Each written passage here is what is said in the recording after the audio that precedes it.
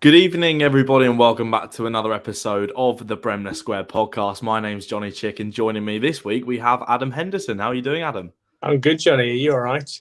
Yeah, good, mate. I mean, last week, we was just myself and Kieran, and we've done like a bit of a switch this time. So now it's me and you. So last time, I didn't get the chance to ask you how your Christmas was, how your New Year was. Did you have a good time? Yeah, no, it was good, just with the family and, obviously a fantastic Christmas dinner, which obviously tops it off nicely for Christmas. And then, it was really nice, just very relaxed and, yeah, awesome. What is your favourite part of the Christmas dinner? It's a bit of a controversial topic, but what sort of stuff is appearing on your plate come the 25th of December? I love my pigs in blankets and, maybe like the turkey. That's really nice. And maybe some sprouts, which is a bit controversial. I was going to say, are you a fan of the sprouts? Do you like them then? I didn't really like them when I was younger, but now I've really gotten into them. So yeah, I can't complain about them now. I really enjoy it. Yeah, maturing the taste buds a bit more. Well, I've got another question to ask you. It's not Christmas related. It is a bit more Leeds United related. Now, if you can't answer the question, don't feel like you can. Don't feel like you have to. Sorry, because it is a challenging one, and coming up with an answer can be a bit difficult here. How did Manuel Lanzini's goal on Sunday stand as a goal for West Ham? If you can give me any sort of answer, that would be fantastic. I think it feels to me when it's against Leeds, the rules sort of just go out the window. I think Click did a post on his Instagram where he did the lights, just the flares, and that was really crazy. But I thought it was, God, how that stood. I really just don't get it. Like, looking at the rule book as well, the FA rule book, and I just don't see how that's not chalked off for me. Yeah, absolutely stunned. Yeah. I think you can kind of judge how good or bad a decision is based on, if obviously the game is on TV, say, you can judge it by the punditry at half-time and sort of what their reaction is to it. And, well, I didn't actually watch the coverage, but the reaction seems to be on ITV that both the Jermaines were saying that how has that not been chalked off? I don't know if you watched the coverage. No, I watched it, and they were just as stunned as I think many Leeds fans. It was just bizarre. And I always think, like, God, if that was the other way around, that's getting chalked off. It just feels that way. So, yeah, everyone, even neutrals, was saying it's a disgrace, that stood. So, yeah. I must admit, I looked in the. So I haven't actually seen the reason they chalked it off. But is it because I don't know if it's because they felt that Bowen wasn't actually interfering with play, or whether it's actually because they said he's not offside, but surely he's offside. Like, yeah, I mean, I don't think they've released a statement or anything. I'm not too sure. I haven't seen, but they just haven't said anything in regards to it. But he comes right in between Melier and where the ball is and where the other players are. He just comes right through. He does connect with Melier. That will interfere in a way. And he's obviously going for the ball. He doesn't get the ball. He's trying to nick the ball and probably go around the keeper. But yeah, bizarre. I mean, we are live on Leeds TV, Facebook, YouTube and Twitter. So if you can get any of your thoughts, whether you're a West Ham fan, Leeds fan, a footballing neutral, not sure why you'd be on this podcast, but if you are anyway, feel free to leave your thoughts on what you thought about that West Ham United goal decision. I'll fess up now. I was actually at the game, but I wasn't in the Leeds end. I was in the West Ham end with a mate who was a West Ham fan. He kindly got me a ticket. So I'm obviously, singing, murmuring, forever blowing bubbles before kickoff, trying not to bait myself out as a Leeds fan. But I was thinking, actually, while I'm doing it, when I'm at Leeds and I'm singing March On Together, I don't look out for people who aren't singing it. And if they're not singing it, I just think, oh, they don't like chanting. I should have just kept my mouth silent anyway. And obviously the goal goes in. I'm like, yeah, Lanzini, yeah, great goal. And then they bring up the VAR check. And on the screen at the stadium, they showed the replay and then cut it off as soon as they saw Bowen move to offside. And my mate next to me said, that's going to be flagged off for offside. And they bring up the VAR goal check. And I'm thinking, sort of act with the fact, no, not VAR, no. And I don't know if they saw this on TV, but the referee threw the ball back to Meslier, or one of the players threw the ball back to Meslier as if he was about to get given a free kick to retake. And I was thinking, phew, that's great. And then it was just referee points the whistle, points to the spot, and I'm thinking, what? So then I have to cheer again, celebrate 2 times for one goal that I don't want to be celebrating for, and having to celebrate that last minute winner, Jared Bowen. I mean, we can complain about that first goal, but on the balance of play, I think it's fair saying we didn't deserve to go through. Yeah, I don't think we did. I mean, FA Cup third round seemed to be that's it doesn't seem to go any further. But yeah, I mean they were better. I mean, we had a few decent moments, but I think in the whole they looked in control. They had a very strong side as well. Yeah, you could see that, I think, in the quality with their passing and their attacks. It was just that element of quality. But I'm not that gutted. I mean, it's the FA Cup. I mean, at least we can just focus on league stuff, so that's a good thing. But yeah, it makes again, it comes down to that strength in numbers thing. West Ham have all of those players on the bench and just change things, and it just. I wasn't expecting much, put it that way, but it came through. But even without that disallowed, what should have been disallowed goal, I think we still would have. Well, they did concede again, so it's one of those things. Yeah, I must admit, credit to West Ham. They did obviously deserve to go through.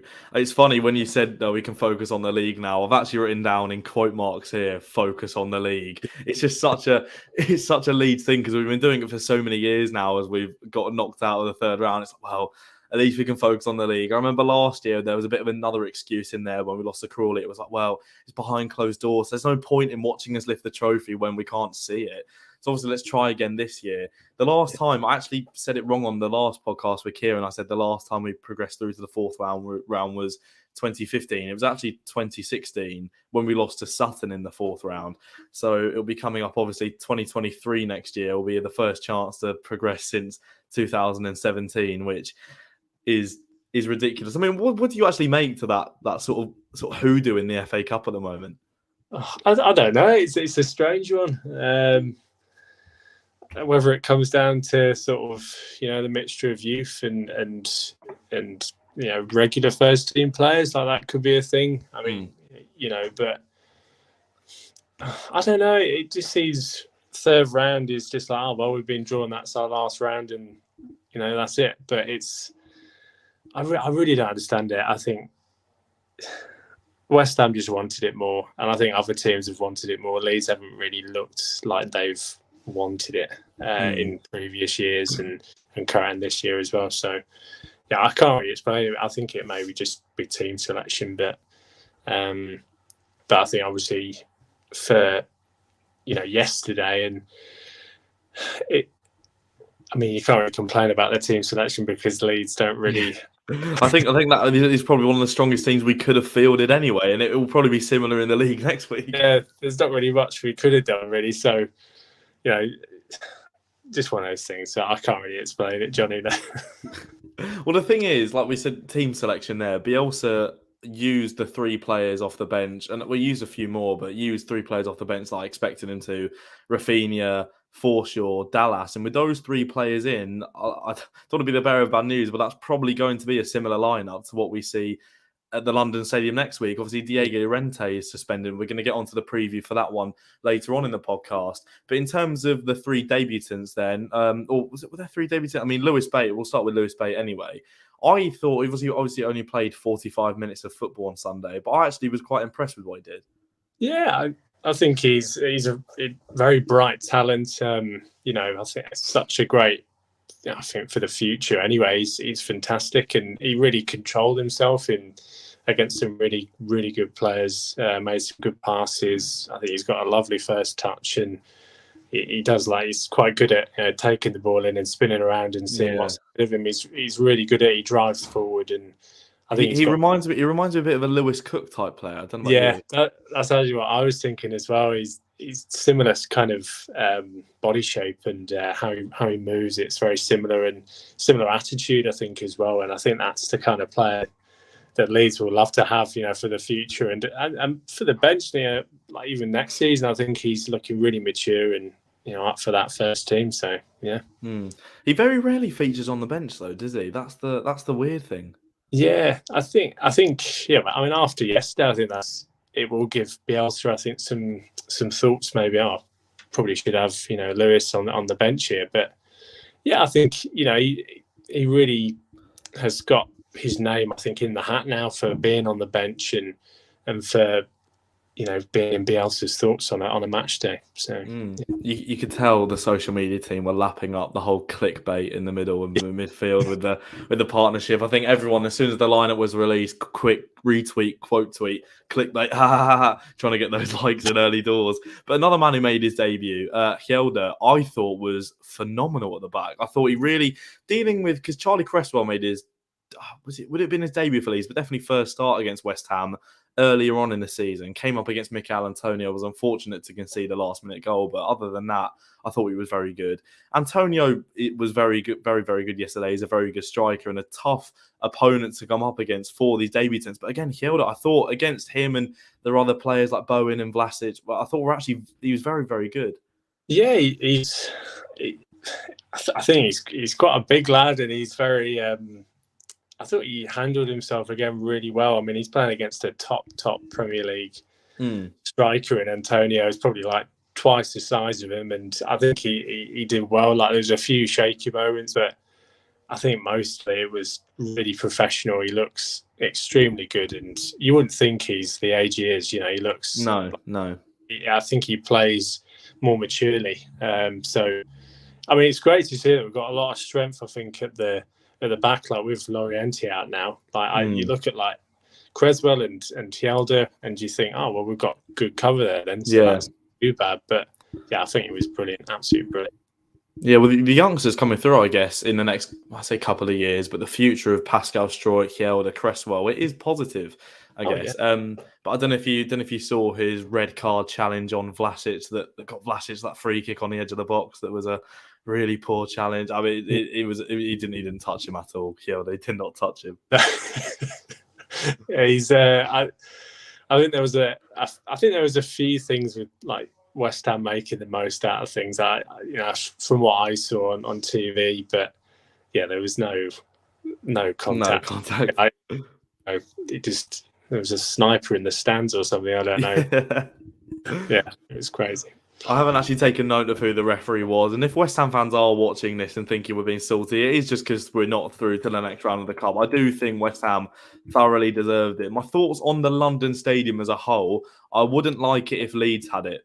I was quite intrigued, to be honest, because Olympic Stadium, obviously like it was before, really, I like the walk down to it. It's obviously a beautiful stadium in itself, and going in, it's massive, and the seat I was in, I wasn't as far away from the pitch as I thought I would be, but the atmosphere was not there. I don't know whether it was just because it was an FA Cup game, but I feel like in those stadiums, like it is at Wembley a bit, to generate an atmosphere in those type of grounds seems like a bit of a mission. I don't know what you make to those kind of stadiums. Yeah, it feels like the atmosphere just leaves. It doesn't feel like the atmosphere stays. It feels it's so massive that the atmosphere doesn't really go anywhere. I think it's... it's a nice stadium. It looks really beautiful, but it just doesn't really... I mean, from what I was reading, it doesn't hold the atmosphere. No.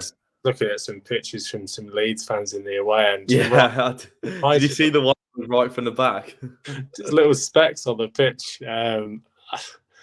Yeah, it just doesn't feel like a football stadium, but maybe in the future if they do things to it. I know they've done a lot to it anyway, but it is a tough place to generate that atmosphere. I think, I don't think it would be an intimidating place to play for me. But it looks nice, but atmosphere, I'd give it a really low, like 3, 4. Yeah, I can imagine against your likes of their Tottenhams, their Chelsea, there is a bit more of an atmosphere, and obviously we can't judge on it because we haven't been there every game of this season. But from the one that I saw on Sunday, it wasn't the best. And I think comparing it to Ellen Road, which obviously if you're in the Upper East Stand at Ellen Road and you're looking down, it's kind of a similar thing, if you know what I mean. You're far away from the pitch, but I don't know how many seats in that stadium you will get where you can almost hear the players a bit like you can at Ellen Road and sort of every other stadium in the UK, really.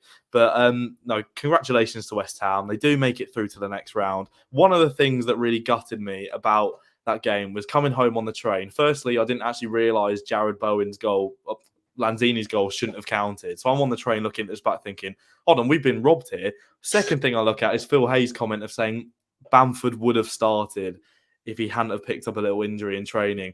Adam, talk to me. How unlucky can we get with these injuries? Because they're becoming a little bit of a joke. Gelhardt and Roberts out for a month, both of them before the West Ham game. Bamford lined up to start, make his return. What's going on? What is going on? I'm baffled, absolutely baffled. I mean, when I saw Roberts and Gelhardt got injuries in training, my head just sank into my hands. It was, I couldn't believe it. It was like typical, just our luck. We've got a vital win against Burnley, and then suddenly we've got more players. It's like, I don't know, what can you do? It's like, do you then go to the transfer market? It is such a tough window in itself to sign people, but I really don't understand, like, what's going on. I mean, I know the training's ruthless and it's quite vigorous, but God, it's like, it's people just going flying into challenges. I don't know, but yeah, that's the thing, because Gelhardt was training, Cresswell's was training, seems like Bamford might have been training. I'd love an Amazon documentary on this season to know what is going on behind the scenes at training. I don't know what's going on. I can only feel for Rob Price, who's got an absolutely almighty job on his hand. He was probably massively relieved after the Brentford game, seeing Bamford come back, seeing Ayling come back, and Phillips goes, Cooper goes, and that game, Bamford then goes after that game. It almost feels like we're not allowed to be on a high this season, or the highs that we get on are just crushed by more lows. It feels very one step forward, 2 steps back. Yeah, it's it just doesn't feel a very lucky year in terms of having players. It's really baffling, and I can only feel for Rob Price. I mean, he must be. I don't know what he's going through right now, but it must be something. I mean, he must be working his socks off to try and get those players back, and obviously there's a lot of pressure involved, I'm sure, with it. But yeah, I feel for him, and I do feel for the guys who do get injured, because I know obviously they want to be playing football and stuff, but yeah, it's just not Leeds this year for having players available. Yeah. No. I mean, we'll talk obviously team selection for the West Ham game a little bit later, but it doesn't sound too convincing as to whether Bamford will be back. And that kind of leaves you with either Dan James or Sam Greenwood up front. And Dan James, to be fair, I did see him win a multiple headers yesterday, which I for one, when I saw him leap up against Craig Dawson, I thought, that Dan James? No, it was Dan James. Fair play to him. Putting himself about, he'll put a shift in, don't get me wrong. It's either Dan James or Sam Greenwood at the moment if Bamford is out. Let's talk transfer market, because you mentioned it is one of the solutions to go and buy players. I feel simply, I don't know about you, we have to get some bodies in the next couple of weeks. Yeah, I think we need to bolster this squad. It's so thin on the ground, and you just feel like, God, what if Rafinha gets a big injury? That's the one. That's the one, isn't it? It's just like, okay, well then the squad has to completely transition again, and and then you have to look for probably more youth players to maybe fill in the gaps on the bench, and Yeah, I mean, there needs to be, even if it's just loan signings, I think just something. I mean, there's got to be players who are, you know, who are available. I mean, Someone's got to be available, I surely. mean, just anyone, you know. But it's. I mean, that sounds really desperate, but it's getting to that point, you know. I think there needs to be something, you know. I mean, I'm sure they've got to be working something. I don't They think have to. believe it. It's too risky, and especially with the way things are at the moment, and then obviously with Gelhardt going and Roberts. I mean, that tops it off, really. It's like, well, we need to have a look, surely. But yeah. I think there will be movement. It's just, I think it'll be a bit later on in the window for me. Well, we know about Bielsa's methods with transfers. He doesn't like to sign anyone who's not going to improve the squad, which logically is a good tactic for transfers. It's like, why would you buy someone who's worse than what you've already got? I get that. But for the current situation, and that's where I kind of agree with you with loans, I don't see the point maybe of signing someone just for the sake of it. Yeah. I think obviously that's a waste of money, and that's obviously Bielsa's way of thinking. But we need bodies in dramatically. I think Forshaw is good cover for Phillips, but there's always the question of what if he gets injured? Oh yeah, like you said, yeah, you go. Yeah, sorry, Johnny. I mean, I think, I mean, if Forshaw goes, I mean, you know, that's it, again, it's these areas which are getting thin, like the striking point of view as well. That's so. I was going to say, what positions would you like if you could pick maybe 2 or 3 positions that we could bolster in January? I definitely say like the middle of the park and definitely striking. Like I think just with that you know Calvin Phillips area, the defensive area behind the two in the middle, I think the defensive midfield, and then definitely striking and like even just some odds and ends, like maybe the odd defender, like central defender, just in case. But I'd say definitely for me, which is a massive point, is the middle of the park and strike. Yeah, I think that's the same for most Leeds fans. I mean, well, you know the whole John Kevin Augustine case. Did that ever get solved? Can we still have him? Can we still play him? Is there a way we can fraud our way out of this and start him up front at the London Stadium next week? I don't know what happened with that one. God, I mean, you know, I'd take him at the moment. I mean, but yes. I'm sorry to interrupt you. How have we got to the point where we are our second season into the Premier League going? Oh, do you know what? We take John Kevin Augustine back again. How have we got to this point? I don't know. It's really odd. It feels like more something you'd be doing in the first season rather than the second season. But I don't really know what's going on with that. It's a very strange situation. It's very quiet on both ends. I don't really know. I don't think really anybody knows really. But it's a really strange one. I don't know if he's our player or someone else's. So.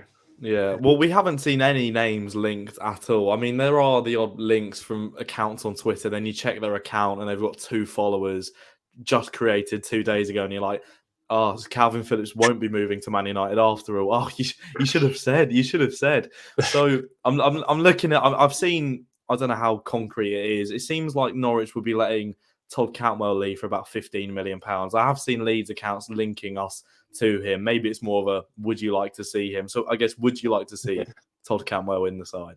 Well, I think he's a good player. He's he's someone I think who would fit into Bielsa's system well. But you can never know. Like with some of these rumours, anyone can type anything and they can get pushed as far as they can, but it doesn't mean anything really. I think until it's like you get some kind of real source that like a big name, like even like Phil Hay or something, then maybe. But I take it with a pinch of salt. Really, I don't really listen to it too much. Yeah, I mean, because we literally have no concrete evidence of any transfers. I mean, one transfer that actually could be happening was tweeted by Fabrizio Romano last night. I don't know if you saw of Cody Drammer potentially going to Cardiff City.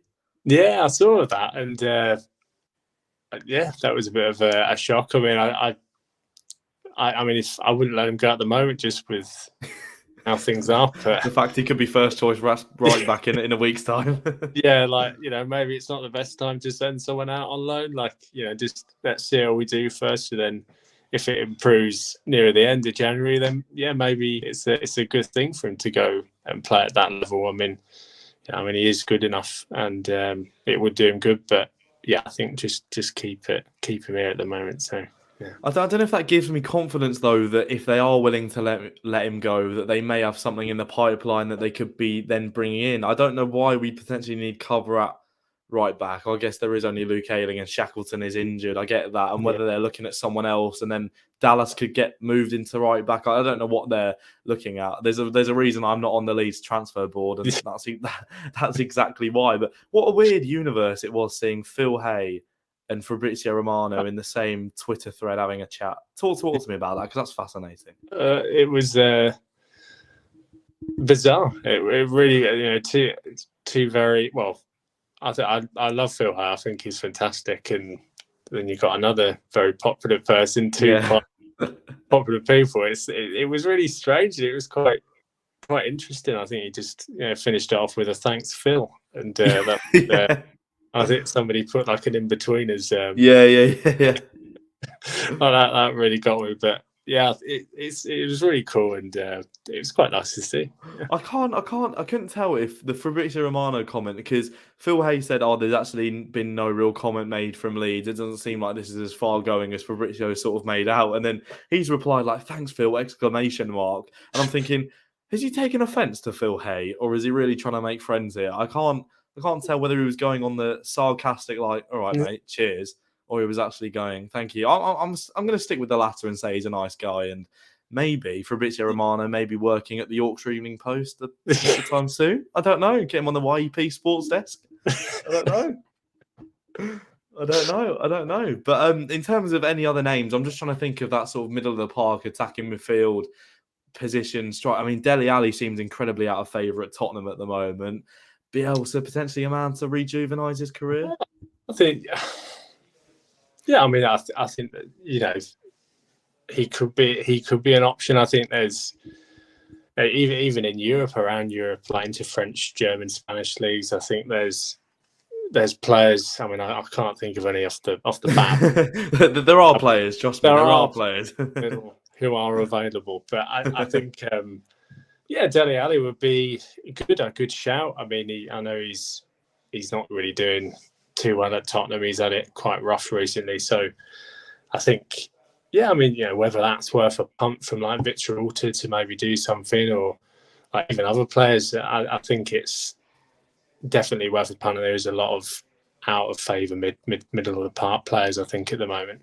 I mean, if you look at our transfer business since we've entered the Premier League, we don't tend to stick to domestically with our signings. You've only got to, in terms of Premier League, that is, and sort of the English leagues, you only got to look at the likes of Robin Koch, Llorente, Rodrigo, Rafinha, Firpo. There are obviously other names that I'm missing out there. So I imagine they may stick to that same thing of delve into your other leagues, which, if they're good enough, and if they're better than what we've got, and I sound like Bielsa here, but if they can actually stay fit for more than a couple of weeks, I'll take them. I mean, I don't know why we haven't got the call yet as to make our way to Welland Road. I thought maybe we've shown a bit that we can play a bit. Yeah, giving a few pointers to Victor there.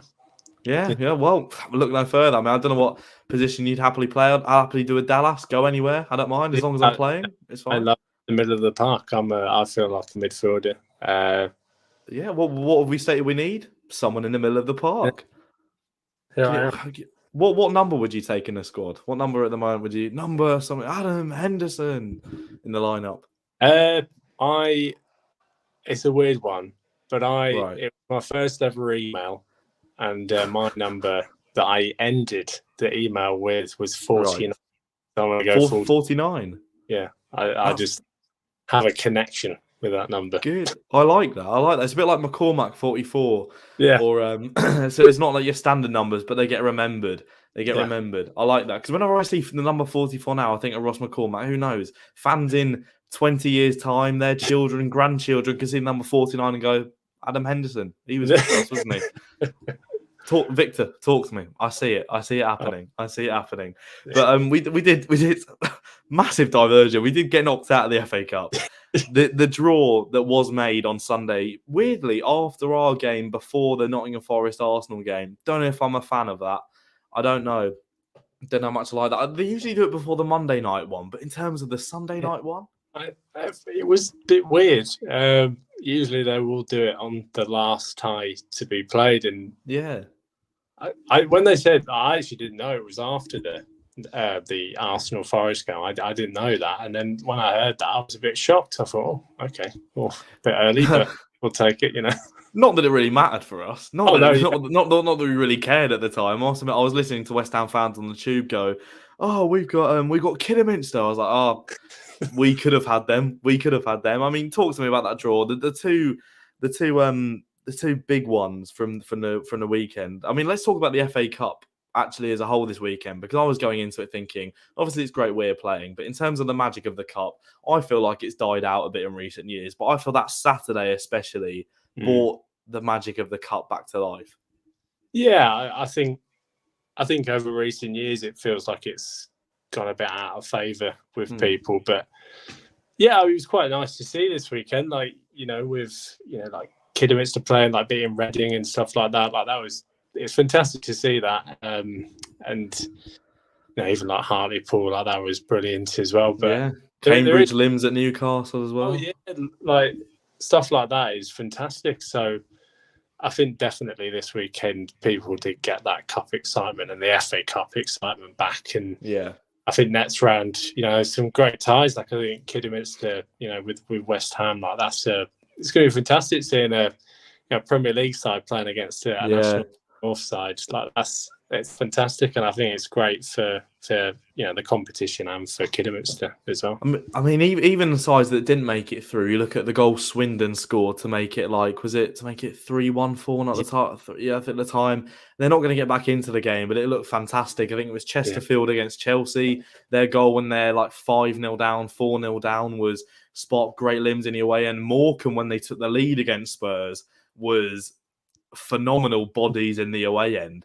I mean, when I was at West Ham, obviously they don't like Spurs too much. So when it was read out at half time, Tottenham 0, Morecambe 1, massive cheer, which the first thing I could cheer properly with my heart in the West Ham end was that, where I could go, no, I do actually mean that one. I do mean that one.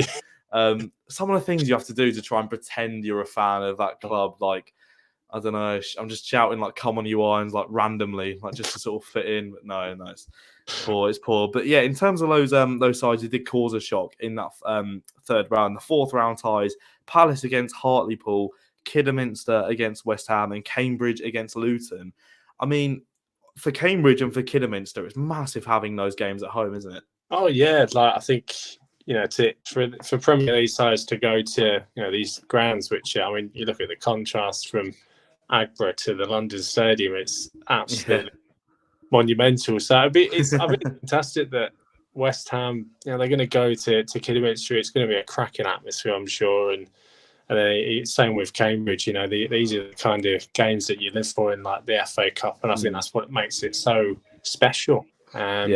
Massive ties, and I think it's great to see teams from a high level going to teams in a lower part of in lower divisions. So it's fantastic. It definitely is. I think you've hit the nail on the head there with the fact that if the team lower down are at home, it just seems to give them a massive boost. I think home advantage in this is massive. Maybe not necessarily for us, but in terms of I said this to my mate who's a Spurs fan. If Morecambe were at home against Spurs, that tie would have been a lot tougher. It was tough for Spurs anyway. They were 1-0 down for a considerable amount of the game. But with Kidderminster at home, and I mean, Cambridge aren't exactly a non-league side, but they caused a shock. Hartlepool are away to Palace, which will be a very good day out for them. I want to see Kidderminster West Ham on TV. I don't want the TV companies to be picking Spurs Brighton or a Liverpool Cardiff. I mean, that's a bit of a better game, but do you know what I mean? This weekend, I mean, you got Man United Villa on the TV tonight. You had Hull versus Everton on TV, and even West Ham Leeds. As much as I want to watch those on TV, I don't think that warrants being on TV. I don't know what you made of those TV. No, I thought it was a bit weird seeing Leeds West Ham on TV. As much as I'm sure it is, it is two very historic side, so there is an appeal to Yeah. it. I think when it's all Premier League ties, I just want to see, lower ranked teams that, different. But, because when you see it sort of week in, week out, it's Premier League against Premier League. It doesn't really appeal to me that much. But, I mean, the FA Cup for me is, is those crazy games like Histon against Leeds, when Histon, like days like that when it is to go to those places, like that's what makes the FA Cup so special. Exactly. So yeah. And hopefully we do see more of those games. Well, not Leeds losing onto Histon, but we're out of it anyway. So more shocks and cup upsets, giant killings in the fourth round in a couple of weeks' time. Leeds' next game, though, obviously, of course, in the Premier League, a different setting to this weekend. We're at the London Stadium. It's been a while. I mean, I don't know if the players are actually planning to transfer themselves over to back to Leeds, or are they going to stay in hotels and just train in West Ham? I don't know what the fans are going to do. I'd love to know what people are doing if they're just spending a week down in London. I don't know. But either way, it's the same fixture, which I don't like. West Ham have got a game in midweek against Norwich on Wednesday.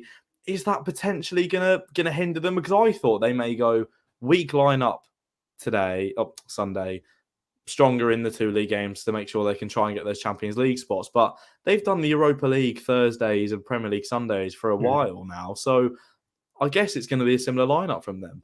Yeah, I think they're used to, with the Europa League, with that, playing on a Thursday and midweek stuff. Like, I think they look to fit side anyway, so I don't think there'll be any problems. There may be a few changes, but I wouldn't see anything drastic for me. I think they'll be pretty much as they were against Leeds. Yeah, I guess the positive is for us, as much as I don't think they got into first gear, the fact they only sort of had Fornals out as a sort of from their strongest lineup. Soufal was out with COVID, and I don't know whether he'll be back in time. I can't imagine he would be back for that game, or whether it would be his first day out of isolation. So I guess the positive for us is we won't face too much of a different test.